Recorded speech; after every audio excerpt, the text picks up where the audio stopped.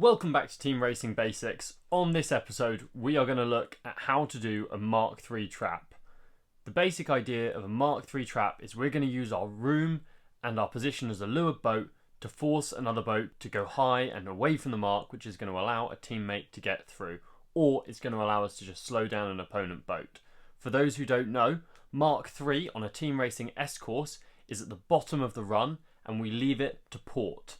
So we're going downwind towards a mark, which is a jibe mark often if we're coming in on starboard. It's a mark which we're leaving to port and we're heading up onto a beam reach. So we're looking at ways in which we can use room at this mark to prevent an opponent boat from getting past us to help our teammate get through. And what that's normally going to look like is slowing down in the zone, which is going to force the boat behind to either go above us, where we can then luff them and allow a teammate to sail underneath, or where they're forced to, or they end up sailing inside us, which is illegal as they have to give us room and we can therefore end up protesting them. Now, interestingly, on the run, we'll also have situations where, depending on what angles people have sailed down the run, we might be coming in with a port starboard situation. So we'll be on starboard and we'll maybe need to force them to jibe, which can then allow us to, again, get our teammate through using port starboard. So let's look in a bit more detail about how we do this and how we can get our teammates through and win some more races. As with any mark trap, our first important step is we need to make sure that we have room and that our opponent has to give us room. And what that's going to mean is, first of all, we need to remember that when we're team racing, our zone is 2 boat lengths long rather than the 3 boat lengths of team racing. We also need to think about the angle at which we come into the zone. Sometimes we might want to come down this side of the run, so the right hand side of the run, looking down if we were upwind, and what that means is when we enter the zone we might be at an angle like this. Now we need to be super careful here because room is calculated from any boats that are overlapped with our transom. So from here we need to look at where our transom would be, and a boat which is still really far away from the zone, all the way up here or something, you can see they're ahead of that overlap line, which means that they would still get room on us. So it can be really important when we're on the run, when we're coming into Mark III, that we think about our angle of approach and make sure we've got room. The best way to do this is to approach the mark on starboard and look to be hovering around here. And that's going to put us in a position where we have lots of space and power to take other boats out. We also need to make sure that we don't come into the zone too low down on this side, because if we come in too low over here, then if we're waiting, or if we're trying to slow down, it may be difficult to get round the mark. Or when other boats go round the mark, we may then find ourselves in the way of our teammates. It can be a pretty sticky situation to find yourself when you're down here. So you want to make sure you don't hit the mark, that you have space for your manoeuvres, and that means entering the zone at about here, which is going to be about 1 o'clock on the clock face, if we imagine, or 1 or 2 o'clock, somewhere in there. If we're just trying to slow someone, Mark III can be a really effective place to do this, even before we think about trapping an opponent. So as we approach Mark III, if an opponent is behind us, they've got so few options, because if they go underneath us, they owe us room, which could mean if they try and go in there, they're going to get a penalty. If they go above us, we can luff them really, really hard. It's really hard for them to get out of there. If they tack out, then we can just bear away. We're still in the zone, and we've still got room to do the same thing again. If they have a big split and come in like this, if they're on port, then we can come across and do exactly the same thing to them. The only way which they can force us to go round the mark is by, when we luff them, if they break the overlap, then when we re-establish the overlap, we'll have established our overlap from clear astern, which means that by rule 17, we're going to be sailing above our proper course if we don't jibe at the mark. Now, note this is different than in fleet racing. In fleet racing, we have rule 18.4, which means that if you're at a leeward mark like this, you have to jibe, regardless of how your overlap came about. But with team racing, Appendix D deletes 18.4, and that means that provided that they haven't broken the overlap, we can sail them down away from Mark III forever. So what they're going to be looking to do to push us around the mark, whether we're mark trapping or just slowing, is they're going to be looking to break that overlap and call that we're sailing above our proper course and force us round. So in turn, what we're looking to do is generate really small gaps so that our opponent has no option when we luff to, they'll need to get really high to break the overlap, similar to when we're doing a sweep. By using those small gaps, it'll be hard for them to avoid us, and we can keep them close and we can keep on attacking them. If someone does break an overlap on us, we've got a couple of options to actually try and re-establish an overlap in such a way that we can luff them again. Our first option is, as we're luffing, when they go high to break the overlap, if we quickly bear away, we can sometimes get clear ahead of them, so when they get the overlap again, we can luff them, rather than when we both bear away at the same time, when we've now come from clear astern. The other option, if we're quick, is when we bear away, we can put in a quick double jibe. So we jibe onto port and then back onto starboard, and now we've established our overlap instantaneously through a jibe, and therefore we aren't restricted to sail to our proper course. We can luff them as hard as we want. To avoid a situation where an opponent can very easily break the overlap and force us round, we want to make sure that earlier on the run we're nice and close to our opponents. We never want to get half a leg ahead and then have to turn around. We always want to be fairly close by, knowing what the combination, what the play is, and making sure that we're always in a situation where we can revert to a mark trap if we need to. If we get too far ahead, the opponent might be able to enter at an angle like this, and from here they just need a small angle change to break the overlap. They can sail in, let you have room, and then force you around the mark. And that's going to really benefit them. So we want to make sure that we're always sticking close to our opponents, not sailing off. One common situation you'll see with a Mark III trap is an opponent trying to break an overlap, calling proper course, and you both bear away, and the opponent jibes because they think that your proper course is to jibe at this point. Maybe it is, maybe it isn't. But if they jibe too early, you can stay on starboard and get them again. And a really big thing we need to watch out for here is about, if with this boat, we've got opportunities to attack more here, and this boat needs to be really careful to make sure that the opponent jibes before they do. So if you break an overlap here and you're trying to force an opponent round, when you bear away, you must wait for the other guy to jibe first before you jibe, because if yellow jibes first, then suddenly rule 17 doesn't apply because it's a port starboard.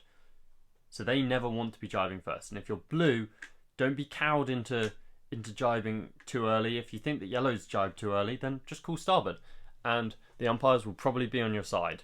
Similarly, if you're in the situation where they're trying to break the overlap, if they do it, one option you have here is for this boat, instead of jibing immediately, you can sail your proper course as you need to under rule 17, but you can sail it really slowly. So you can pull your main all the way in, you can use loads of rudder, and again, keep close to the mark. And again, if they jibe too early, then you just let your main back out, you're on starboard, and you can attack them again. If we're trying to convert a teammate through, one of our biggest risks is that when we do our mark trap, our teammate gets stuck on the outside like this. And this isn't going to help us at all, because it means that we've got two boats who are slow doing the mark trap. So if they've got teammates who are coming through, they might be able to catch up, or it might allow another yellow teammate to extend their lead. So we want nice snappy conversions which happen quickly, which don't allow the other team to gain an advantage. And that means we don't want our opponent stuck in the mark trap, and we don't want our opponent able to attack our teammate. What this means is that we need our teammate earlier on the run to try and get horizontal separation. And what this is going to allow them to do is it means that when yellow goes to attack them, if they try and luff them here, for instance, and we're ready with our mark trap, we can luff harder than yellow, which means that we'll pass the stern of our teammate and get them through. So we're always looking for here to have a smaller amount of horizontal separation with the enemy than our enemy has with our teammate. So we want small gaps and big gaps here, and that's going to help our teammate get through. Another way this might manifest is if we're like this, if we've got some separation here, then when we come to pick them up, even if the opponent decides to go behind, they're forced to go behind us. They don't want to jibe right here where we can luff them. So they might jibe behind and jibe again. And now they're directly behind us. Our teammate can split high here, and they're high, and if the opponent goes up to try and get them, again, we can luff them super hard. So what we're really looking for here always is just that our teammate has a big horizontal or vertical gap, and we have a small gap, which is going to give our opponent fewer options and allow us to attack them more easily. There are two main ways you can defend a Mark III trap. The first, if you're on your own, is that you can just attack back as hard as the person in front is attacking you. So a common rule in team racing, if we're being attacked, the best form of defense is offense.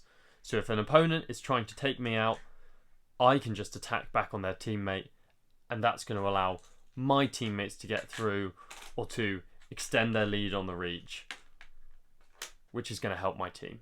The other great option for defending a mark trap, if you've got two boats approaching a mark and the blue boat is trying to slow you down, is both of these boats need to split. So one goes each side.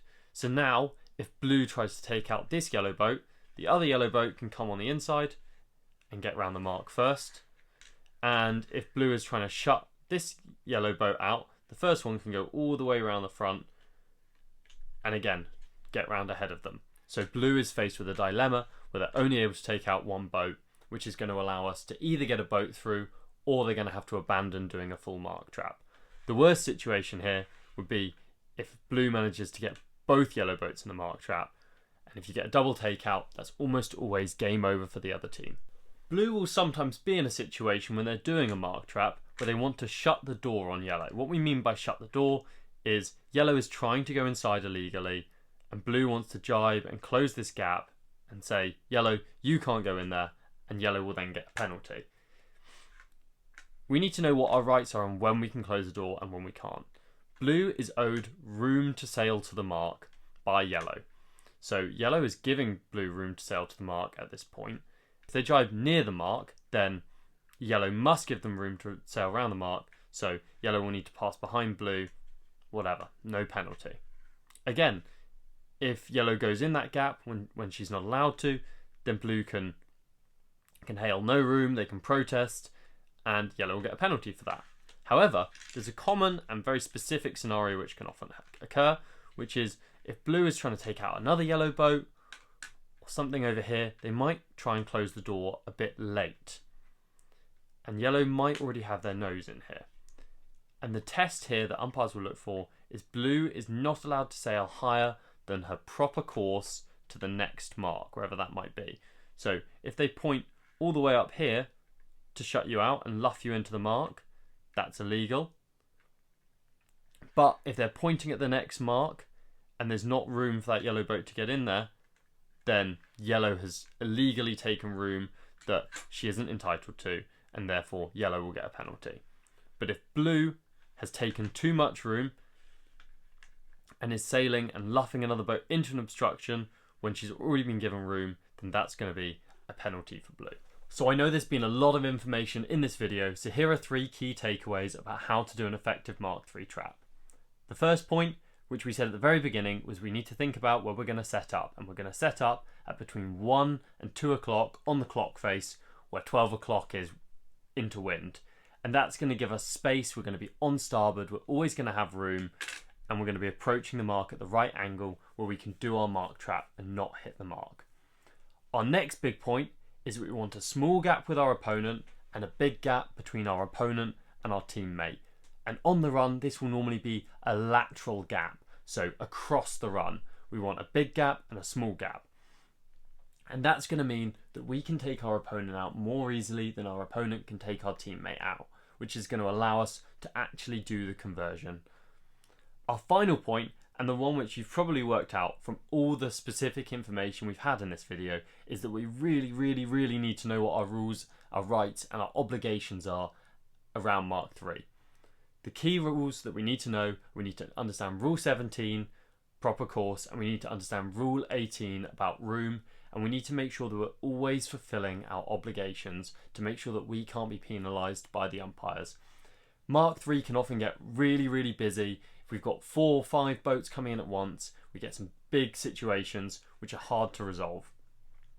But generally, we always want to make it as easy for the umpires as possible to avoid getting penalties for ourselves. So we're going to be thinking at all times about who you owe room to, where, when you're allowed to sail above your proper course and when you're not, and where your teammate can actually fit through.